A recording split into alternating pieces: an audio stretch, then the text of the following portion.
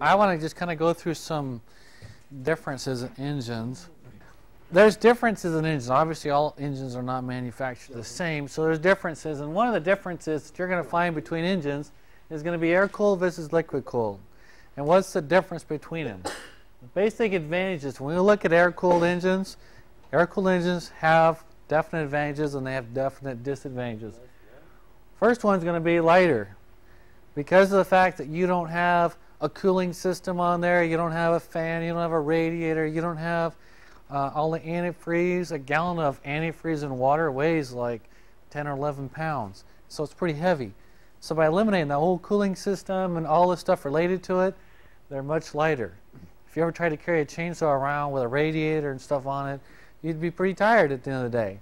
And so air-cooled engines are much lighter and easier to carry around. They're cheaper because there's less components on them. There's less, there's no oil in the crankcase. There's no oil lubrication system like an oil pump, an oil filter. All that stuff is eliminated. A lot less problems, so it's going to be a lot cheaper. Less, that's supposed to be components. Less components means it's going to be easier to manufacture and it's going to cost less in the beginning. So it's less initial price. You have less hassles and things to worry about. You don't have to worry about checking the radiator hoses, all the different components dealing with the cooling system, or checking the oil. You don't have to pull a dipstick and change the oil all the time because the oil is fed into an air-cooled. If it's a 2-cycle, it's fed in through the gasoline. If it's a 4-stroke, you just have less things because you're eliminating the whole cooling system as far as liquid is concerned. That doesn't mean if I have an air-cooled engine that there is no cooling system and I don't have to deal with it. You still have the fins and the fan, the blades that actually blow the air, like he showed you in the film. Those things have to remain clean. If they're not clean, it's going to overheat, you're going to have problems. So keep those clean. Less parts means less cost as far as maintenance, upkeep, and initial cost. Advantages of water-cooled, which means that these advantages are going to be disadvantages up here. And the advantage of a water-cooled engine is it's more efficient.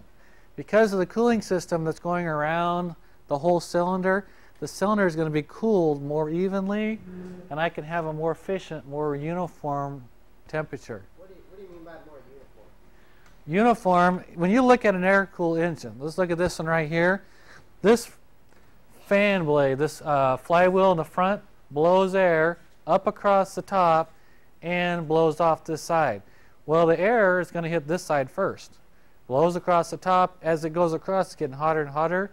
Right now, when you look at this one, there's nothing that directs the air other than this little shield on this back. And so naturally, it's going to be cooler along this side and a lot hotter over here. And the muffler is at the end where it's the hottest. That's where the air hits the last. It's already heated, hits the superheated area. This is going to be cooler on this side and hotter on this side. So by uniform, you mean like one side of the engine, so like both sides will be heated, like it'll be evenly distributed. Because the antifreeze is actually flowing around the cylinder, it'll actually keep it a consistent temperature. And we have a thermostat that's going to actually try to maintain that temperature. It's just going to be much more uniform. You don't see the stress that you see in an air-cooled. Air-cooled engines tend to run much, much hotter because it's just using air. Air is not a very good dissipator or coolant. Cooling antifreeze is very good. And so because it doesn't, they overheat. And a water-cooled is going to be more uniform. Water cools better. Because of the fact that it's more uniform, it's running more efficient. If I'm running more efficient, that means my fuel system is going to be actually burning better.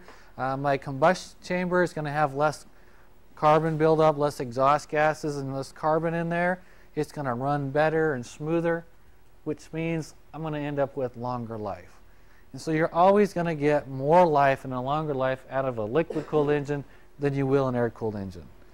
So, but if you ever try to carry a chainsaw with a radiator, it's just about kill you. So there's advantages and disadvantages. And these things are just opposite of each other. So the disadvantages of water-cooled will be they're more expensive. They cost more because there's more components. There's more things to worry about. and it costs more to keep it up and to replace the parts.